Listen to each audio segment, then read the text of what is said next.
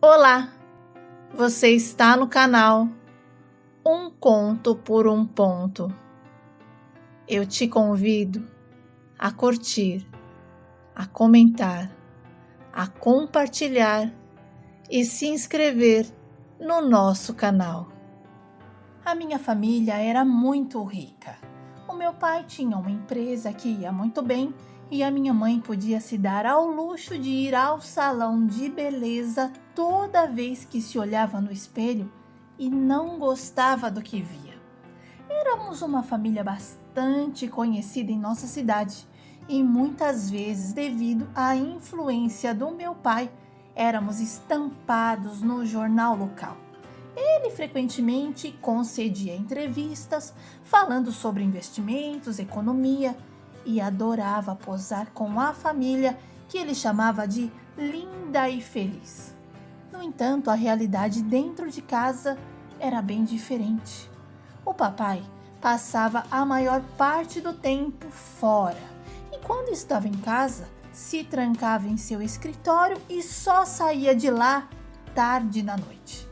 Quando a minha mãe tentava falar com ele, ele nem dava tempo para ela terminar, porque ele já a cortava, dizendo: tá bom, tudo para ela sair do caminho dele. Os meus pais nem se olhavam, quanto mais dizer eu te amo um para o outro. E quando íamos a alguma festa, o meu pai sempre dava um monte de recomendações à minha mãe, pedindo para ela fechar a matraca e falar pouco sobre eles. Mas a minha mãe queria ser o que não era e contava tudo que a imaginação dela criava. Olha, eram tantas mentiras que eu e os meus irmãos ficávamos azuis de vergonha. Os meus irmãos Marcelo e Ticiane eram mais velhos do que eu e não ligavam muito para mim, pois me viam como um pirralho. Marcelo tinha 17 anos e a Ticiane 15, enquanto eu apenas 10. Então não éramos exatamente amigos por conta da diferença de idade. Eles tinham os amigos deles e eu os meus. E a nossa casa sempre estava cheia de jovens, rapazes e moças. Havia uma moça chamada Clélia, a melhor amiga da minha irmã. Ela era a única da turma que era pobre. Mas a minha irmã gostava tanto dessa moça que a enturmou com a galera. E para evitar problemas com a nossa mãe, a Ticiane nunca deixava a amiga sozinha com ela, pois se a mamãe soubesse que a Clélia não tinha onde cair morta, com certeza a expulsaria da nossa casa. Infelizmente, a minha mãe acreditava que gente pobre não tinha alma, não tinha sentimentos, não tinha dor. E nessa parte ela pecava feio. E nós, filhos, não concordávamos com o pensamento dela. A minha mãe costumava humilhar os empregados, os atendentes de loja, as pessoas que julgava serem abaixo da sua condição social.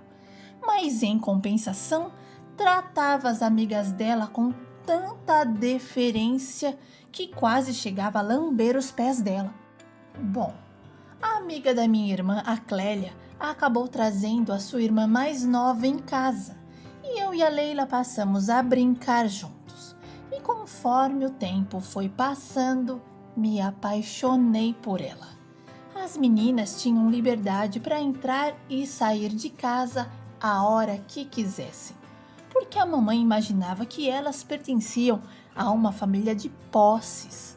Porém, um dia conversando com a mamãe, a Leila revelou que o pai dela era servente de pedreiro e a mãe costureira, e que estudavam em escolas públicas. E aquilo foi como enfiar uma faca no peito da minha mãe. Na hora, ela berrou pela minha irmã e ordenou que aquelas duas mortas de fome saíssem de sua casa. A Ticiane não aceitou o modo como a mamãe falou com as garotas e levantou a voz. Mas a minha irmã não conseguiu dizer uma palavra, porque a mamãe lascou um, tapa no rosto dela e disse que se ela continuasse sendo rebelde, iria dormir no mesmo chiqueiro que elas e proibiu a amizade das duas. Mas antes ela insistiu em querer saber onde a Ticiane havia encontrado uma amiga daquele nível, dado que a estudava em uma escola particular e os amigos eram pessoas do meio. E a minha irmã disse que conheceu a Clélia na saída da escola, onde ela vendia balas para ajudar na renda da família. E a mamãe amaldiçoou aquela amizade, dizendo que se encontrasse a Ticiane conversando com a pobretona, iria mandá-la para um colégio interno. Mas a minha irmã não obedeceu. E à medida que o tempo avançava, a Ticiane começou a trabalhar na empresa do papai. Enquanto meu irmão Marcelo, mais boêmio do que trabalhador, preferia viajar e se dedicar às paixões momentâneas sem se comprometer com ninguém. Ele não levava nenhuma garota a sério. Coitado daquelas que se apaixonavam por ele. E a minha mãe tentou arranjar vários pretendentes para minha irmã, mas ela nunca se interessava por nenhum deles. A Ticiane sempre dizia que já tinha seu coração ocupado por alguém, que não estava entre os candidatos selecionados pela mamãe, e se recusava a se comprometer com alguém só para agradá-la. E isso começou a gerar desconforto entre as duas. E numa noite, após uns goles a mais de uísque, a minha mãe atacou a minha irmã durante o jantar, insistindo que sabia o que ela queria e quem ela queria, e deixou claro que em sua casa não haveria espaço para uma sapatona. A Ticiane, cansada dos ataques frequentes da nossa mãe, se levantou da mesa e afirmou com firmeza que ela não estava falando bobagem e que sim, ela era lésbica, mas não qualquer lésbica, uma lésbica de classe, com respeito ao próximo, coisa que ela não sabia ter, e aproveitou para informar que estava subindo para o quarto para fazer as suas malas e se mudar. Olha, foi uma briga sem fim, com muitos insultos voando para lá e para cá, e a mamãe deixou claro que se a Ticiane saísse porta fora, não teria mais espaço para ela na empresa do papai ou na vida de luxo que levava. Mas a Tici foi firme e decidida e afirmou que aquela vida de luxo só quem a idolatrava era a mamãe e que ela preferia viver de forma simples, mas ser feliz. E a minha irmã não se abateu com as tentativas da nossa mãe em querer magoá-la e deixou claro que se aquela era a única forma que ela encontrava de feri-la, que ela fosse em frente. E quando a minha irmã saiu, a minha mãe entrou em desespero e pediu para o Marcelo ir atrás dela, mas ele se recusou, dizendo que a briga era a delas e que elas que deveriam resolver sem a ajuda dele, e simplesmente subiu para o quarto e deixou a nossa mãe chorando na sala.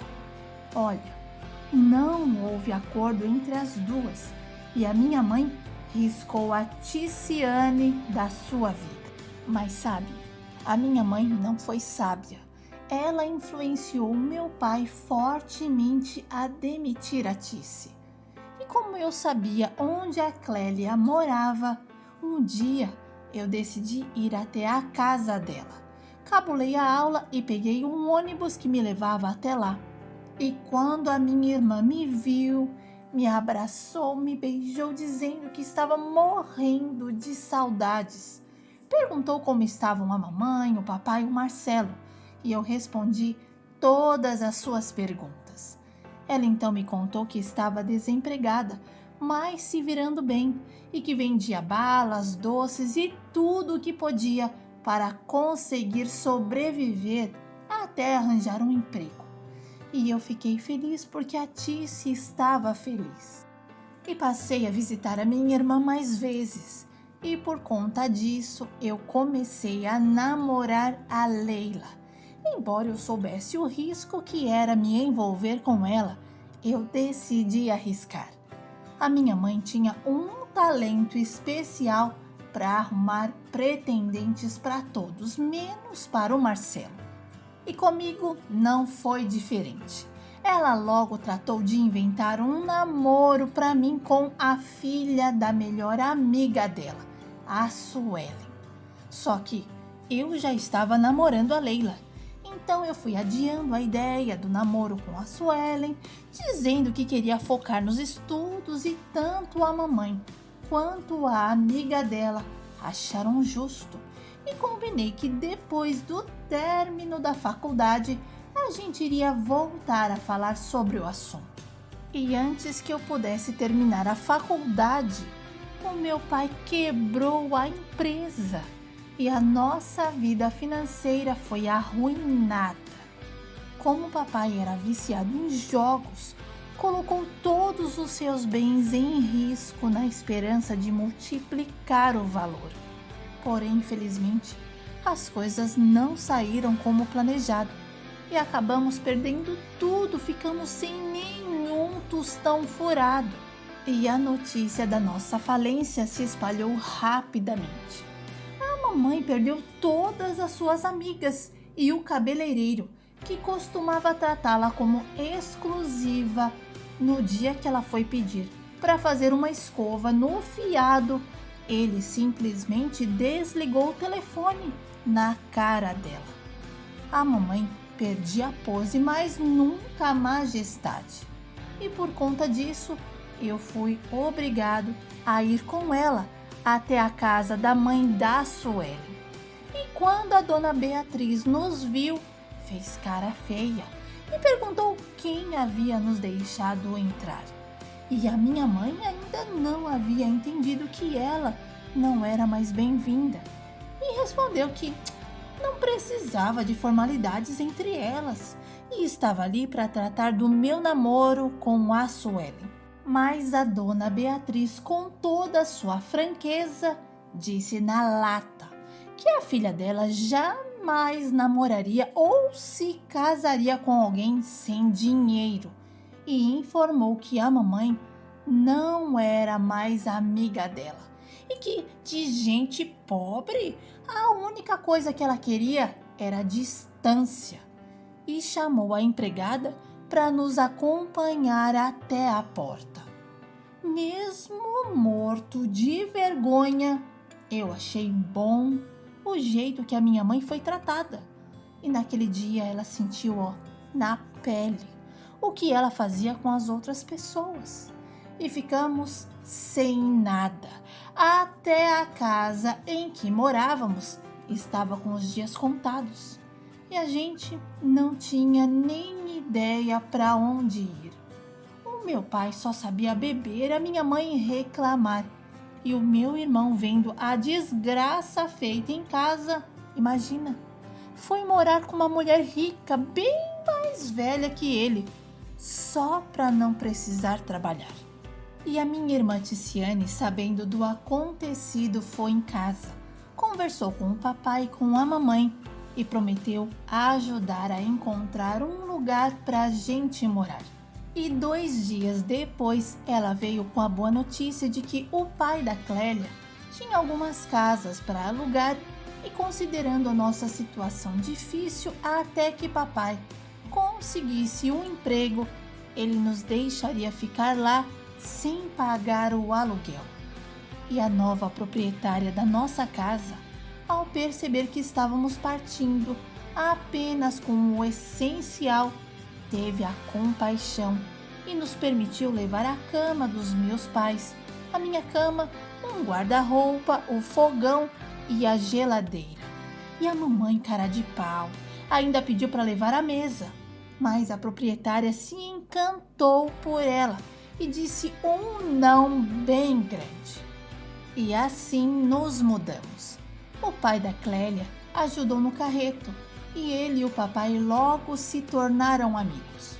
Quem não ficou feliz com a nova morada foi a mamãe. E ela, quando chegou em frente à casa, disse que não ficaria naquele chiqueiro nem por um segundo e ordenou que o meu pai arrumasse um outro lugar.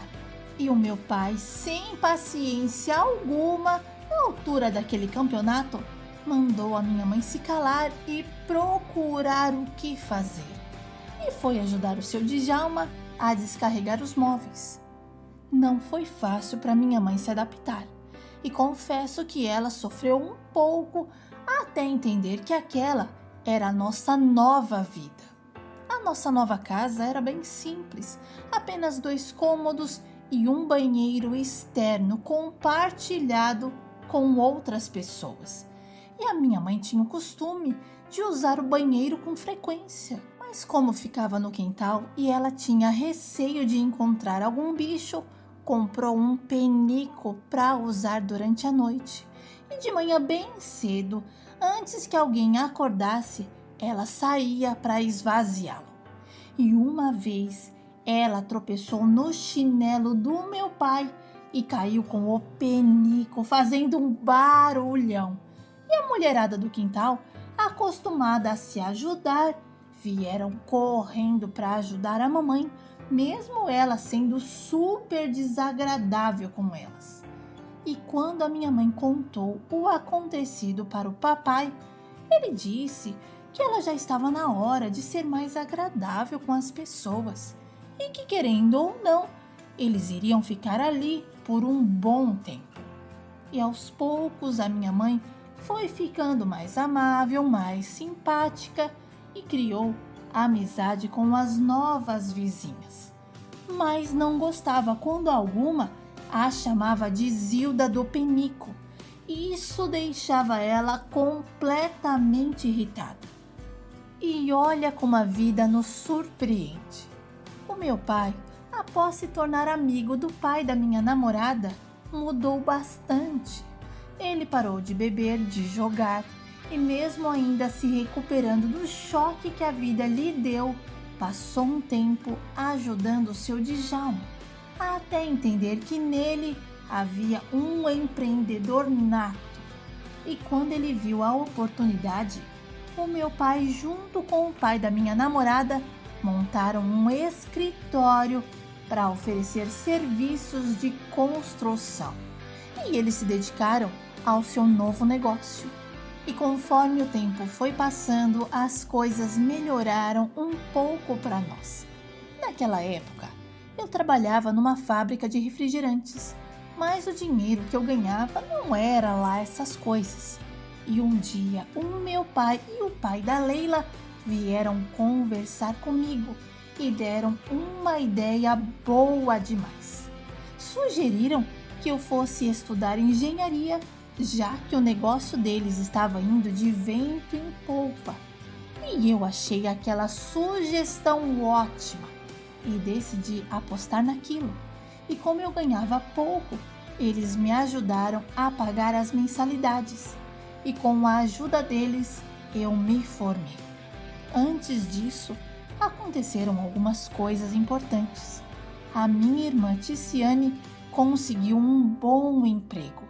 E discretamente, ela e a Clélia decidiram morar juntas. Foi meio que um assunto delicado. Ninguém falava muito sobre isso, tanto os meus pais quanto os pais da Clélia faziam vista grossa. Mas as duas eram felizes e se davam muito bem. Já o meu irmão Marcelo, quando soube que o papai tinha conseguido se reerguer, veio morar com a gente. Mas ele não teve moleza. Foi trabalhar inicialmente como ajudante de pedreiro e depois foi encontrando seu espaço. O Marcelo engravidou a filha de um dos empregados do escritório do papai e achou que não iria haver consequências, mas dessa vez o tiro dele saiu pela culatra e ele foi que se casar. A minha mãe foi outra que mudou muito. E para ajudar na renda, antes do papai montar o seu escritório, ela começou a trabalhar como ajudante de costura e ficava feliz sempre que recebia o seu pagamento. Ela aprendeu o valor do dinheiro e para fazer uma escova, ela pensava 10 vezes. Eu e a Leila nos casamos. Tivemos 2 filhos, Robson e Ricardo. Mas o meu primogênito, o Robson, faleceu aos 4 anos de idade de hepatite. E aquilo foi como arrancar o nosso coração.